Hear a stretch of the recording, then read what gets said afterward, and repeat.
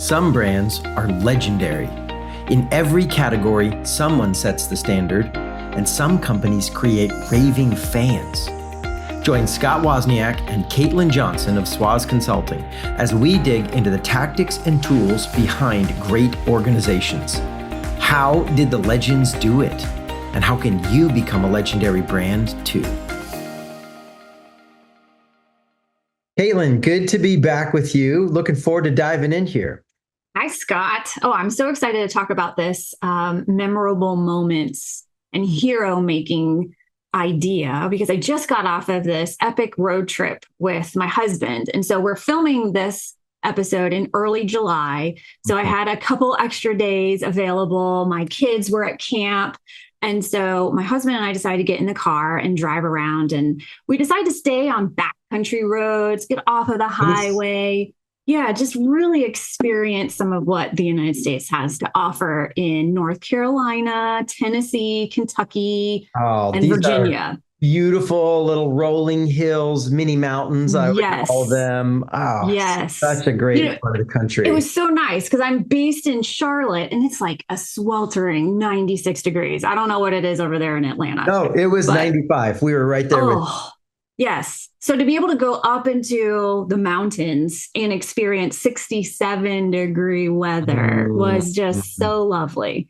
And we had done a morning hike, just 2 miles. I mean, we like to camp, we like to hike, but we haven't exactly done it in a little while. So yeah. That's fair. Wanted to make sure. Hey, it counts, right? Nobody asked how long you hike, right? They just said, did you hike? Like, yes, I did. We may have stepped on the Appalachian Trail because it was right there. You know, what I'm hearing is you pretty much conquered the whole Appalachian Trail. Yeah. Pretty close to that. Yeah. That's awesome. Right. So then we're in Damascus, Virginia, which is known for caring for thru hikers of the Appalachian Trail. It's a really great spot to just be able to book a hostel or a hotel, take a shower, get some real food aside from trail food. And there was the cutest little restaurant called the Old Mill right along this little river that had a small waterfall. And we had our dog with us on this trip. And so there was outdoor seating and sort of figured, perfect, let's have lunch here. And I was looking at the menu, and here's where the epic experience comes in. I was looking at the menu, and down at the bottom, usually they have like the kids section of food items, Well, they had an, in quotes, for your four-legged trail hiking buddy. Oh, that's great.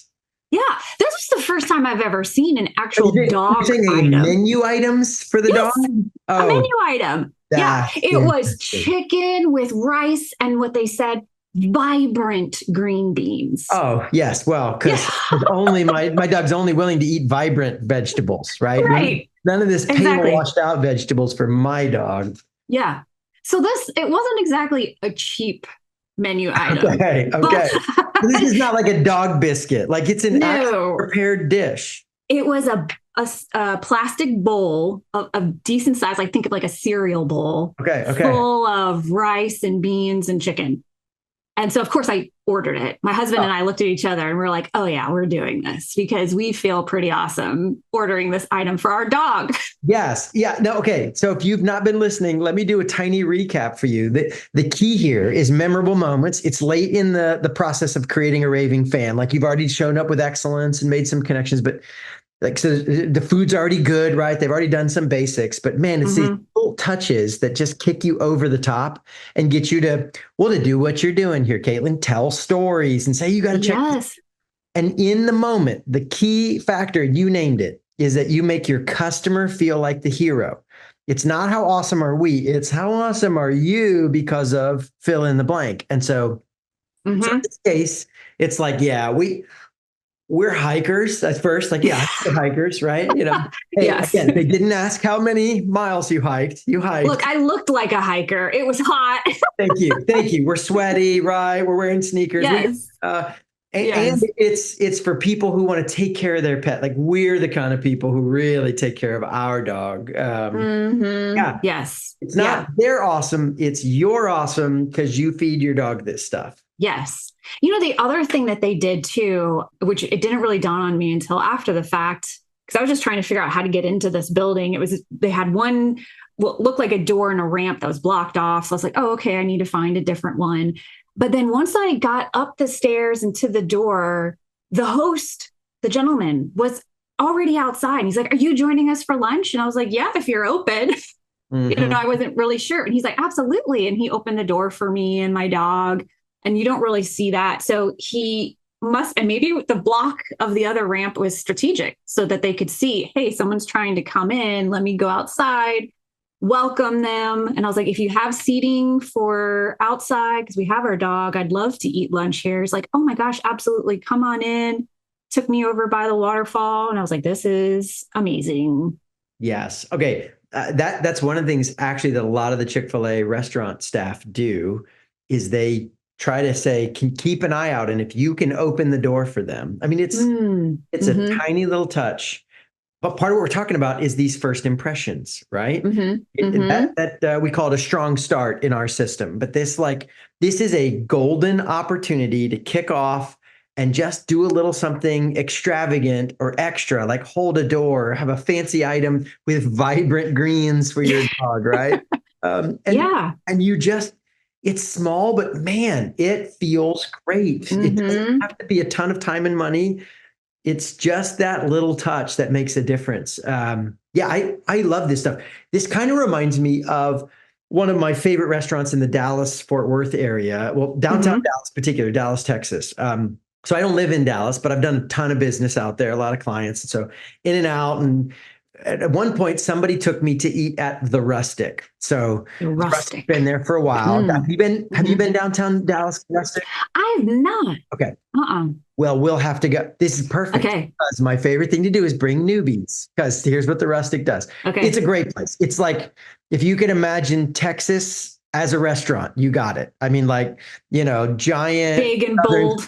Yes, big, bold. It's like cedar planks, and they have an outdoor eating area with a mini stage where they'll have country singers in the summer months. Oh, nice. And the food is giant sized, not very healthy, and tastes amazing. I mean, of course, big slabs of brisket and, cheese fries and, oh my gosh, I'm hungry. The fried chicken sandwich. Okay. But back to my point is, if you're a first timer, and I've done this several times now, probably a dozen times. They'll say, hey, is this your first time eating with us? And if you're like, oh yeah, they're like, we've got a little treat for you. And they don't even tell you what it is. And then they come back with a slice of peanut butter pie. I love peanut butter and in a pie. I am underselling. It's not just a slice. It's like a pie disguised as a slice. Caitlin, it's literally like 8 to 9 inches high. I've measured. Oh my gosh. This massive slice of pie that happens to be stunningly delicious, like creamy and fluffy, drizzle a little bit of chocolate on top. So you get chocolate peanut butter flavor. Now, listen, if you're not American, I know you think we're strange for our love for peanut butter. I'm just telling you. It's so good. You have to try this stuff. It's just phenomenal. So peanut butter pie. Oh, I'm going there next time I'm in Dallas. So you got, listen, I don't live in Dallas, and I have brought new people to The Rustic myself at least 8 times that I can think of right now, where I'm like, wait, we're getting together in Dallas. We have to get to, have you been to The Rustic? And if they say no, like you did, I'm like, sweet, free pie. This is going to be awesome. And I love the look on their face, like the guest I brought, because I don't tell them like, oh no, you're just going to love this place. And then they bring them this giant slice of pie that's bigger than their face. And they're like, oh. And I'm like, Now it sounds like 2 cheesecakes from like the Cheesecake Factory topped on top of each other, right? Yes, it's massive. Barely fits. Put it on this little plate, so it's like this tower on this little plate. It's so great. Oh, that's dynamite. Yeah. Definitely putting that on my list. I'd say they have good food. Let's be clear. Like, if the food was bad, I don't care how good the pie would be, I wouldn't go there. They're friendly and warm. They ask us questions. They do a lot of the other stuff. And then they throw this little extra splash on top. Their generosity with the pie is just enough that I've been telling people about their pie for years. You could go buy it. They could just recommend it. They could give you a free sample, but there's something about the over-the-top pie slice that's like, man, and they have, not only have I gone back, I have brought, again, lots of people to a restaurant in a town I don't even live in because Right. I feel awesome because I brought my friends. Remember, I just like the moment I'm watching is for their face, and I'm like, Yes. yeah, I'm Yeah. You're the too hero good in at that this one. picking a dinner place thing, right? I must like my people like having dinner with me. That's the jam. So they just checked the box on like 3 or 4 different criteria moments for these memorable moments that we talk about at SWAS. Because it's new beginnings, right? The strong start Right. for people who've never been there before. And then you also have the endings because you get the pie at the end, right? Yeah, that's right. That's right. So they greet you warmly and make it, but yeah, then the surprise ending of your meal, you probably ate too much already, and then they slide this pie to you. Just one more thing. How about this pie? Good. Yeah. And Yeah. then they're making people heroes in the sense of like you've been multiple times bringing new people. So Mhm. you've got the strong starts, the strong endings, and the hero making. It's working. I'll just put it that way. It's working. Yeah, I think a little bit of extravagance has a big return if you're doing the rest of the stuff right. Yeah, that's a great story. I have one more Yeah. Come really on. epic experience. So this was at the tail end of our road trip. We were coming back into civilization because Nice. there Nice. was a shopping center with a Chick-fil-A. So Of you course. know you're not exactly in the country anymore Right. at that point. And it was like, oh, Chick-fil-A or this other chicken place in the same complex called Super Chix.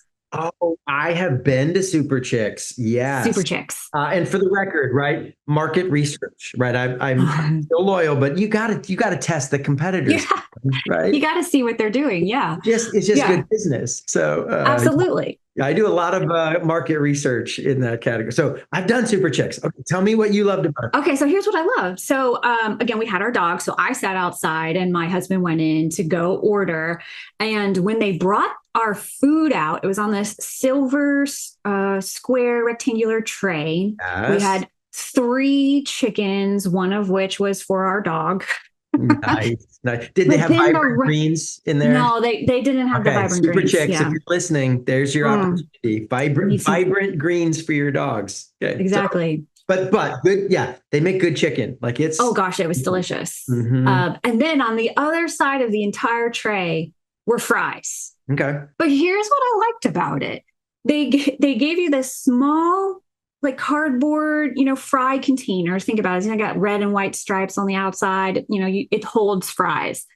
And it had fries in it. But then there were also like a dump of fries all around Oh, it. So it was just yeah. overload of fries on this tray. So it Mhm. gave the impression that you're getting a lot of food for the money you're paying because it was Yes. a little bit more expensive than Yes, yes, Chick-fil-A. they Yeah. yes, they're definitely pushing the premium end, which is Yes. good. It sets you up for good expect. We're pro that strategy, but yeah, no, you're Mm-hmm. right.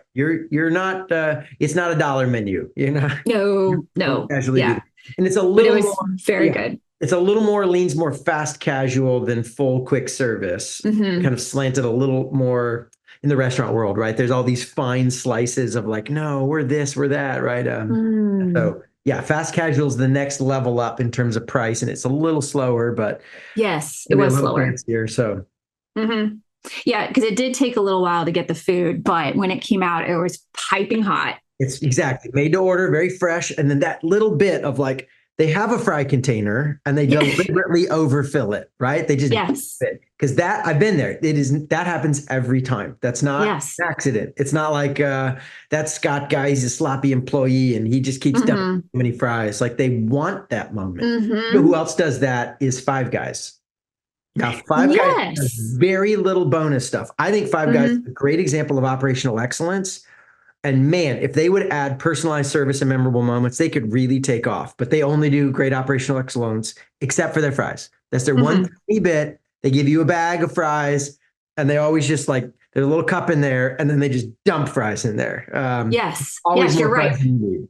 My husband and I had a pretty detailed conversation around fries because then we were comparing it to Red Robin, where Oh, Red yes. Robin, you do get endless fries, but here's where I see the problem. Come You on. have to ask for Yes, it. they give you this basket that's moderate. Yep. It's fine. Hmm. And then they kind of slow play you and they don't come. Yes. It's like, listen, you should see my basket's empty like water, right? Yes. You just come refill your Hmm. water. You should just dump me more fries. But they Hmm. make you work for that extra bit. And they Hmm. probably save a couple bucks for by not having those many fries per, family group. And they lose the endless feeling of awesomeness when they do that. Yeah. Yeah, you're absolutely right. Because now I feel like a burden because if I've asked for an extra fry once, I Mhm. don't, now I feel guilty and gluttonous if I ask for it Right, twice. right. Now, again, we're trying to make the customer feel like a hero. I don't feel Mm, like a hero when I have to mm, bother you for my extra fries and I'm mm-hmm. embarrassed. They should just put baskets of fries on the table. Yeah. And also, when you do it, in my experience, Red Robin, they give you one basket. It's Mm-hmm. like I've Mm-hmm. got 4 kids. The six of us are sitting there. It's like, come on, that single basket isn't lasting more than 3 minutes. Like, Oh, why yeah. don't you just give me 3 baskets to start? Mm-hmm. That Mm-hmm. generosity would make us go back way more. You're right. Agreed. They've designed an experience that saves them money, but also creates a negative feeling for us. Mm-hmm. What's the game here? Right. Maximizing the short-term profit or creating raving fans who come back weekly? Yeah. I mean, it's just Yes, fries. dude, I love that. Hey, it's this, and people think this kind of generosity is inefficient and it's going to put you out of business. So a couple of notes of caution on this, guys. We've been parsed. You don't do this everywhere. You can't Mm-hmm. over serve, over generous every portion of the menu or your customer experience, or you will go out of business if everything you do is over the top and twice as much. Like I get that.